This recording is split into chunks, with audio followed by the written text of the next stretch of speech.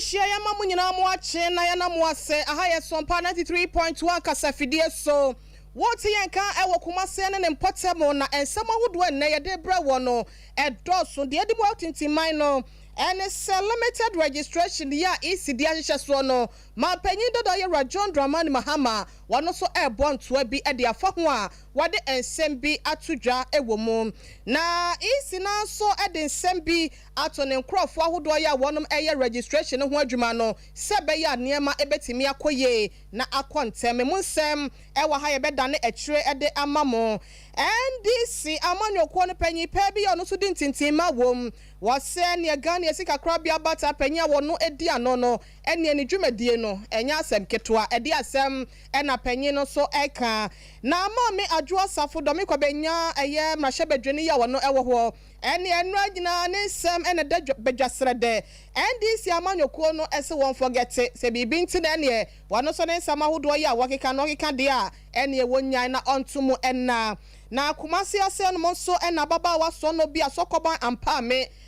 ne buafo e wo fie akwakokum no amanfo bi e de ensem bi atodwa de afa ho a ne nyina da ye bebo awramu wei ene ensem bi edika na editie ena enne anope ye de ba bedan mo se Sompa anopa no nsia brem kasebo na wotie wo kumase 93.1 no brekro na bunu mantem kropon sunyane mo eya Sompa 98.9 ekwenya kwa bro no mo bumpa ochia minimo sie na napoku ni ade no ade hye ni nyina so esomo atoa ma enkrofo ahodo ya omye yebusuafo wo ho saa so na wodo wani kyerem obuno po ye manta man kranza eno so ye Sompa 90.7 ekwia boachewa asempeti apapatos ene systematic ene apamdada mu nyina so no etugu ama adehye ho so no aso etimi atibi ye live ewa Sompa TV multi TV decoder no so so na Facebook no obetimi etie ya ahwe ya ewo ho eya Sompa 93.1 ana Sompa TV Ghana YouTube no eya Sompa TV kwa www.sompaonline.com ensem ni gina damesro ya puso ede akogwo ntukwa no akokenkan bi ede efri wo Twitter no eya Sompa TV sa Sompa FM mosomfo na no pay eya me ohinire mame ekua yeboa esiama fe yenge brane adaje bra ye twa ye ho abane ye fa ensem no dosopo nyina emedan mo ya boy ya ba Sompa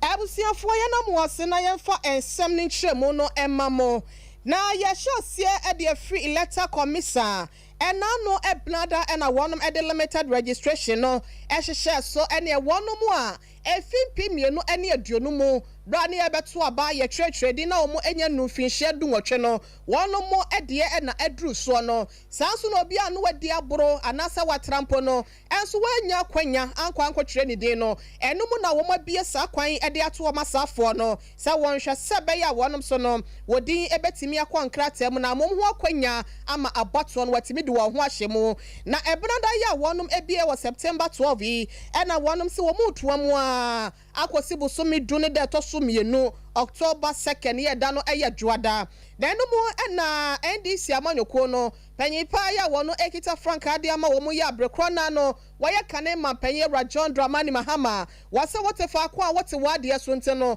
wasole prem ede nani akyeremu ewo miamia hodo ya registration bi ekoso na ne nyina mu no wo hyase ewo letter commission wono ma se ekese anase wotena ekese owremu ewo adenta ede ne kyeremu ewo la ene tema empotable ahodo ede ne kwotwe sa ne hwene santamo ekohwe eniema ahodo ene sene adwumadie no esi eko wodru ho no wone nsentwerefo ekasa kakrama woto nenum to ekire sei. We've seen the challenges. It probably is not too late to open the centers at the electoral areas because it will be easier for people to travel. I mean, for instance, Ayawaso West Wagon is here. The farthest polling station in Ayawaso West Wagon is at Sator. And so there are people here from Sator who have had to travel all this way to come and register. They might not be able to register today. They might have to go back and come the following day. I mean, we know the conditions in Ghana today, the hardship. We know how transport fares have gone up. It's not easy on voters to be able to do that. Of course, political parties are trying to facilitate, you say we shouldn't bus them. And if somebody doesn't have money, he won't come and register because he doesn't have money for transport to come all the way. But if he were in his electoral area, it will be a shorter distance and he'll be able to go there and register. So I think we should still reconsider this issue about registering in the electoral areas. And but in the meantime, I think the EC should resolve the bottlenecks that we're seeing here. One, there's congestion. Two, the network is not going well. They registered, one of the constituencies, they registered 50 on the first day. Then I think the next day, 80. The highest they've read in a day is 170. But if you look at these numbers, they will keep coming every day, and so we need to speed up the process. Well, I'll refer you to a famous case. This was the Do4 case during our primaries. The EC said it had come to its attention that an injunction had been filed against our primaries, and so because of that, they will not be available. They were very proactive. I don't know why they are not proactive in this case. Well, you'll be lucky if they come back. In some cases, they might not come back because they'll get frustrated with the process, and that will disenfranchise them. And that's why we're saying that it would have been easier if this exercise had been taken closer to where their polling stations are, and that would have been easier for them. Because right now they have to give up their studies. If they are persistent enough, they'll come for a day or two or three and manage to get registered. But then they would have missed several hours of their education. So, like I said, we'll still ask the EC if they can to open other electoral areas. Abusiafo kanema penyi John Dramani Mahama ya wakita Frank Emudiama NDC chine manso akata manso amanyokuo no ena yekọ ekotie no na yedasua ewo abatoɔ no registration no enhyehyɛ yemom na eno mu ye John Dramani Mahama ne kasem no asem ba ko ya wakan ne se ne nto aboye a wo bɔ no de wahu ne ba ko wo mu a ɛha adwe pa no ene se network na ne yekonya asa gyechede nante obekɔ ba bi ne nipa dwe na chese no kwa no matimi register wonom wase anhwe a entimi emoente no e wose isi no etibikika ne ho no moma enema egu akwamu wano na ne kasem no na isi e de aba betudwa e de ato wonom a wonom ye registration nyina anim se wonhwe se be ya bia obi wo ho online no wo the network no e register no na ne e bo ne ho nya bi wo ho na wonom hwese kwa pa bi wo ho betimi afa so na offline wo monko computer so omfo wo mankasa san register sebe ya dwumadie no ebetimi akonkan Dr. Srebo Kweku wono ena ye panyi pa ya letter commissioner dwumakuo mu wono abato ho ensem ne dwumadie nyina no eda na bem wono ena to nanum tuo ede kira mansan. It was started Tuesday on the 12th, the other 3 days, and then the 4th day. And the road trend now, focus centers when I was there. This is not inclusive. First, now, total note was about 12,300, but the second day we went around 26,000. The number more or less more than double, and now they're not going to be able to get together. But most of the challenges are with respect to internet connectivity and the update of the data,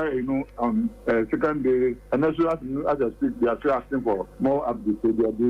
doing that. So some are like anything must be on one challenge no addressing. They will get the challenges and we address them. And then look at the rest of the correct. And if they are but we have not the could break it down. It goes and it comes. What you are saying is time to election. Now we have about 2 months to the election. This level election in December. You can say the law is that if you resolve now less than 2 years to me in the area was here before 50 days to December. And then to me and to me no. And to talk us how to cover now a lot of chaff the in Quada foreigners and the money a day. If you better now you cannot prepare the register for the business. Abusiafo de atene kan panyipa ya wo hwa abato ho nsam so e wo electoral commission wonom adwumakom wo yewra Srebo Kweku na yewra ensam foforo mo no na yewra mo e wo yewra Isaac Adongo wo ya ranking member e wo mrahye bedwam committee ya wonom hwe sikasam so na wono na ede atodwa se na se yewra Keno for Riata ebe kasa ye ni nyina da ene se asem bia panyipa ya wono Bank of Ghana wo ye panyipa da no as governor no asem bia wo de betu dwa se standing strong with the Bank of Ghana as citizens and settlement for no ade ya gina pinti ya gina prem ene Bank of Ghana dwumedie no ya se bibia ekoso asemi na ebeto dwa sa no na yewra Keno for Riata ebe kiremu ese ampa panyi no okasa na je se wodi kafi sa wo hwe bra na do dan kwa akufo adone MPP aban ba ya wonom ahwe aboa ama enesika kora bia nketenkete ya no mubu amanfo faso no waka dodo na etumi krata ahye ya wagu wonom adwuma ya ne nyina mu no de wase waka edibom no so wakeka wonom abom ya Consolidated Bank of Ghana CBG eno aba eno achi Development Bank of Ghana so aba ena ne nyina mu krampo no wase wo hwe yedwadie ho ensem sikasem mu entoto ya opanyin na hwa aboa pa ma nema ekonkan na yewro for Riata ka asem we say edita yewra yi echie no ena ranking member yewra Isaac Adongo wase hefa ne ha yewra no wupe obi a wabọ pa wasapa ewa Ghana yesikasem tutuye mu a na chese eyo no anti wonya de wokeka no na wonom so enya so enhwe de beba na omatimi etie. I am very surprised at these so-called Yale students who basically appear to learn nothing in school. So that is what. True. So across the globe, central banks are set up to dissipate public funds. Is that what they do? That if there are laws governing the operations of central bank, they should ignore the laws and operate as they want and dissipate public funds. How can you talk about sustainability when an institution has just lost 70 billion of the reserve money of Ghana? The entire reserve money of Ghana is about 68 billion. The central bank money, bank alone, is lost on reserve is 70 billion, making the central bank clearly a policy insolvent institution. When we say you are a policy insolvent institution, what it means is that the institution can no longer perform its mandate because the foundations of its requirement, the people of Ghana or you, the individual, determines the public good. Do we know what 32 billion was used for? Is that how he describes as competence? Ignore the laws and wipe up the entire money reserve. That is the basis of all monetary policy actions of the government. You have destroyed all of them, making the Bank of Ghana unfit for purpose. You said you moved an inflation at a single digit of 7% to 54%. So because of that, your earlier 7% is enough to compensate for your sins of 54%. Is that what you're saying? I will see for the 18 in Kenya, Isaac Adongo, where ranking member, a year Brashebedram committee, ya one Eshesikasem Eswo, and I want also to be the Amayera, Ernest Adese, so I are incompetent, Onima Juma Santino, and Kabaya Crampa, one sorry free Nedraso. Ye Remo Ewo and Semfo Fromo, and ya na watch ya Tremuya, ya Babesi weekend, Dimwing, will be an answer at the Bedrasa, the year to the Srania Basa, a month for the Ayatria Pietria Wano, Yachasano Periani and Numre and a junior Dano, na etia one man or woman Ariano. Eye domi kwa benyam na shebedwene won monya for Sarah adwo safo na na asem ebeto dwaya na manfo so anya bia so moka no ene se wode chapa emodro ene se wase wokra ne nsem ekura ne achechede Ghana de hye nyina ensom eno afa ne mfonso enche no wobra na wase wotero man Ghana mu hasenom na wodi ne dwumadi asem na shebedwene ewo mra shebedwen se de amamra na se no afa bia muso kro no ankasa ne mpasua so dwumadi ahodo ya na wase wodi atwi mpuntuo ede adehia na waboboa no ne nyina mu no wode to nchen ya wotu kwa de na ni kyeremu amanone ose wono ankasa ne business ne personal yi no akwaye ene anu ye bebre ena wode bae wose watena se adwene ho se de woye ye no entwa ye nti no Ghana fo nyina enfa ne mfonso enche no na no ena wode wani kyeremu NDC amanyoko ne mu a egita hode ebofotene ne mu baako ede ma wonom na na akua avre wono so so to bi ede amasala adwo asafo senkebe ya onto na adwemu ene akonwa no pese wotena so ne impress so nti ena wo hu sa abato ne pempe so de chopa ne ba wonto na adwenya nyade a wo mbeto amano echo na wa ba be pane die ye hu dia o pa kire obepso se o san ba yento ma no anasa obepa kire se boni a waye ye nyina ye mfa nche no anasa obepa kire se edwuma ba kokura development ba kokura onye ma do me kwa benya no yɛmfa nkyɛ no na yɛnsan to ma no nonsan bɛyɛ deɛ bio wonim sɛ nkrɔfo a ɛte dɔbe kɔ abenya sɛ wo bisa wɔ mo sɛ wo mahu adwo asafo ɛne wɔ mo ani da wɔn bɛka kyerɛ sɛ wo mo hu ne bebia da campaign kra yɛhu no MPP for na ɛhyɛ aseɛ ɛna wɔn mo tumi campaign etuatua bribes ɛma otumi de win dɔme kɔ abenya ba sɛ yɛ kase ɛkyɛw na wabɛpa ne deɛ ndeɛ ɔpa ma MPP for yɛn constituency for ne deɛ yɛn gye ne kyɛw bi antu Sompa ne nkrɔfo ne kyɛw ndeɛ yɛ ni problem but 2024 a yɛbɛto parliamentary deɛ yɛsrɛ no ɔmpɛ bebi ntina for now baby for now we say nana equia wono ekasa de ma NDC amanyoko no bi ewo obem hasenom ne de no echie na kane panyipa ya no oye entotoye so ewo Ghana Cylinder Manufacturing Company Limited ma me erabra esiam wono so ede na no etumu yenkonkotie ne de ne mra Bible laka forgiveness no e nyame akasa yemfa say the attributes or the shame or tiny and come and yenya de empanifo de ache no na party men nyina so ye ache we cannot forgive to forgiveness is the okosoro ba for I say we do for be so now when you broken hearts the relationship may be over for years and so when you look at that first love or that relationship now care bibi kakra bi be for sana de na koye na ajua meneni extremely close we can say very 2012 we campaigned together we shared resources well meneni very very close na in fact niama no started here no na meneno text message and I think she's been through a lot handling of the situation and them say 100 I mean what do you go through ultimately and if I say brochly don't pay more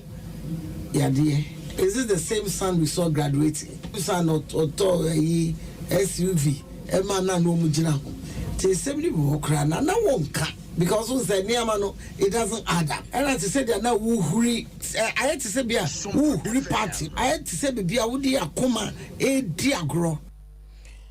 abusiafo eno so ho asem eno no ye free ho na ye fa ye ne entremo ewo asante mantem asenum kropom asem na wo de wani kire kro ba kwa ye frɛ no sokoban ampayo ene sokoban ampabamia adehia ye wo ho adwiri wo no papa ne nyina ne sa baba wo so no bia wo no ye dwadini ya ye frɛ no afia ahenkan dodo na so no e frɛ no princess afia na sabria kasa de ababa wa no etina nanom ense do ne nkyeremu anyina ene se wono akasa na hoboafo ya wone no ewa fie oboabo no house help no ye hu de esi ye ya kyese de kwate bayira ho memu ama bayire abo akese ye hu ya ne sa brante beto dwa se wakum ne madam na asemi atwetwera so ma obia ekiremu owufo enim kasente no ontimi fa nkyeremu asempoti esi ye emma ena atiasefo enya bi ate na yetimi atiase ye sokoban assembly man ya wono ewo ho wono so edna no tumu ene ensentrefo ye wo Sompa hasenom ebon komo efa baba wa ni wo no kwan ya wono so fa so a wote ye ene se de asi akodru ye nua ma mo ye sere mo eduru baabi a ye yese ye nya house help brado abraba akope akora mi ni pa wo betnia ye se wo ye bia no akọ adwuma na de sere wo mo ni enu akora bia ya meto ye beka se ni wo fie wa na ma mi bi se odu ko so bi sa o ko adwuma ba ti asisa ni de mu ni manjina akọ eti na dia ye di du be mu na ya titi o ye ya ti ya kora de be ye bebiri ade we ya akọ so ya ade a se Sompa yi na ye bo please for about so ni so be ye hwehwe mu akoduru ekira me ye hu o ma bi sa nya mra dem ni nyina ye de obi be ye bibi na bibi wo ekire eti ni anopai me ko me any please for na ko din ko mo ye bia ye be ti bia me sa pe ma bo mama ne abaya yi obi a onye obi a wo ye se o tuni ka free ni fi a be o adwuma ho no ko na ye mu a wo mantem oni nyina no boys bi a wo mantem no mu nyina timi otimi ye nkwan se free mu ma wo mu bi otimi no mu din sa wo sho de se onye obi a wo ye bata wo ntemo but akọ ti se na to fi mi fi ni mo je mi ti mi sha ba to Ewusiafo wei eye arehosem ya onumonyafo kwadwoboate assembly member de ma de hye ya wonu mo sokoba ampa ba meni ampa yo wode enchiremu no ema Sompa kasefo na asemi esanse eye bambo ho ensem nteno panyi pa ya wono so aben wo bambo mo ensem ye Rad Major Delic Odro wono so ede ninim de kakra ya wo ensem ne ho no etu edwayenko na yenko enkotie wono so ne de kakra wo edema amanfo entade yache no kokomo a yese edema amanfo ne se obia woni ne betna bia ne se ohuru ni nchi ohuru ni fie ohuru ni maame dare maame ti ase ne papa ti ase a odi busuani bi na daachi bi akora no kora ho tetechima bi a wotimi ehuru efie a wodi ne bekomo ana na montu obetu afa akora no na akofo obia wa bote se online yema no ya na yinim ni kakro internet ko ni ehunu adwumekuro no enti o se ehunu se adwumekuro no wo ma register yebetime trace wo mo yes national security ebetime trace wo mo polisifoɔ ebetime trace wo mo a edeba beto online da amin hu ya otu sa anamo no ni akanfo egu we bi se kwanti efiritua ankowo a hawo so pe keep things a obi na de wo ba ni ade ni pakoro be hu se ni ba na wo ha enti o hwe ni yi a obehunu o hwe ni yi a obete na so kofo obi wa abonte keke na wonim no a boy o be paso wo titi no obi antimi hunu wa na report aba no enu nti no adufudi ade ene ma tabi wo ha ya na nipa no ho ekyere ne sa no wontimi hunu e wo se obi access no de ode no ba no ene se wo access no hunu se ampa akwada ya edi no ba no wo ye akwada papa Ebusia Major Delic Odro ena ono so ede afutuo kakra ede ema ye no ye kwa ensem foforo mu na vice chairman edema local council of churches ye no ewo Nkranza South Kropon ma obro apo ye matemo Reverend William Ofori Apia wano so de afutuo akwa ma de hye nyina ne titiu ene mebunu no se won hwe ye na won kita wo mu de mu no wa ma won ho kwan ama amanyefo amfa wo mu anya de wo pe ankofa basabasa ne oye ne bi amra mehye Ghana adehye eso wade nsem wase nyina da etu edwa ewo Sompa ade achie bi adwumedie so ye ekoso ewo Sompa 90.7 Nkranza ene ne mpotam yenko bra na one owo ahene ebo nkomo no Reverend William Ofori Apia ne nsembi Nje eni ebusuemu eni omemu eni asafumu a mpuntu a wohwe bia ye den enkoso na yehu ye mebun ye little ye mrantie no ase ene no mpe bibia ntentem na efakitikiti yemu nso no uhu omukese ewo mu efise samre yu omho ya den ati niam bi ho na kakra na omkoma hurukosro pa ebexrese bibia mu a entoboase omunya ntoboase mempre envie nkosi bia empanyifo se so ma atwuma mentwe ene ma kra ewaye enunti o my Ghana yenkran saman ayese kra yikremu enunti ma yenkoye twuma mentwe ne yankwa wai fabi ye pasumdwe ewo o my Ghana mu ye san pasumdwe ewo yenkrodua enkransa emu o kan tro som no ewo Jeremiah itre eduno nkron jemu nso na o se na monhwehwe kura mema wotu mu ko mu hono yedie na mo ebradem aye emano na ni yedie mu na mubedi yie enti sele medical kan sasumdwe ni ho a ntimi enkoye wadwuma na won so sebe wanya kakra de ahwe ofie oyire no ma dabi enu nti ene ye nyina enne yabetra Sompa Abusia de tene ken Reverend William Ofori Apia wano titene ne abedi atre edema local council of churches ne faye no ewo Nkranza South Kroponi mu ewo buno epoye mantemo na no si ya pe ena titene edema council no Bishop Philip Akwasi Menu wano so de ne de kakra efo aso sei binma shase na asumdwe betumi aba na kurie nkabumu ene kasapa yenina yetie so se obi kogina apaso a na opeso ka se onu benya film no na wakeka bebre agu ni nua woni no regional no so ko basa emfa so ngenye dan emma nti ade ba ko ayesre politicians ni se omo hwe se omo de kroye sanse nyina ye funu kru ma na utwa ketre ma so toton wi a na wonwi na bia ani ade Ghana nyina won kwa ye de soawa o de kwan sebe nipa ntina nipa ewo ho nti omo hu se nipa ho adwuma na wo mo ye na omo fa obuo ni ani die emfa mo obi bia ma Kristo asomdwe na wo kan ho asem no atumi abema mayen to wo se masomdwe na me de me mamo asomdwe tira asomdwe nyina so se Ghana man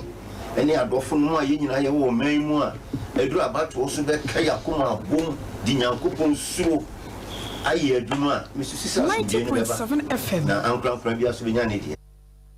Ebusia for Bishop Philip Akwasi Mendo ne die no echi no and executive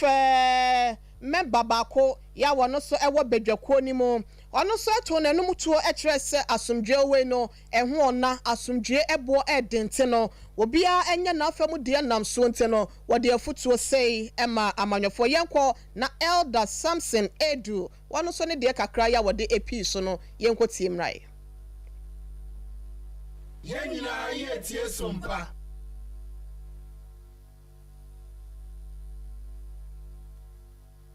Ebusia formo fanche ne eboye ho modern se Elder Samson Edu de ne yensa beka na eno no ntimi ema no yenhwa na Pastor Victor Owusu wono so eye panyipa ya wono eye trefo edema eye Council of Churches ye no ewo Enkranza South ne mo ne de kakra ya wode ema ye no yenkotie eno emra ewo abaso body a wono so de ma Sompa ene empanyifo ebinom ewo dwumadie so no so mpempebre metaiba ha behwe na mebehwe ne ma yekoso na medeko ni nyina ne se yenim ba bia Sompa efriba matena sunyan timinim ne na ewo ho ne na omoye ye pese ye hu ba bia se bibiba na se ye pe ba bia tumirika ba be ka ho asema ye nsuro ye mfere ana so bi nkase wako hanti ti ade ba ko ye ni da ho pa na ade ba ko makoso a monitor in fact sometimes kwa mitimi frɛ baby a me hu se niema bi ana bibi wo ha me frɛ kra eka ho asem because ye hu ni se Sompa adwuma wa sha ase no eno mum ne beboa ma ye na sofo no ye adwuma kra ye mre right efri se ntokwa bia ni uni obia ntam na hade ye kɔ hɔ a obia tie wa ebeboa wo because the who is a radio station be aligned just say obi nye omi pa nyina niti ba Sompa de nipa nyina tie kranza ha ba bia tie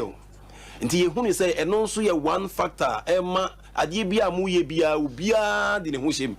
if you say obi na organize ade a obi mfa ne ho mewuram not because enka onye interested but because say ohunu say so de ne ho bewuram a ada afafo from so ebe ha no nti ade ba ko a me papa nim nyina Ebusia for Pastor Victor Owusu ene ekotie no wono trefo panyi edema local Council of Churches no so ewo Enkranza no yenkwa ye china Elder Samson Edu de no yenkwa hwese yensa kanene na wono so ne de no enie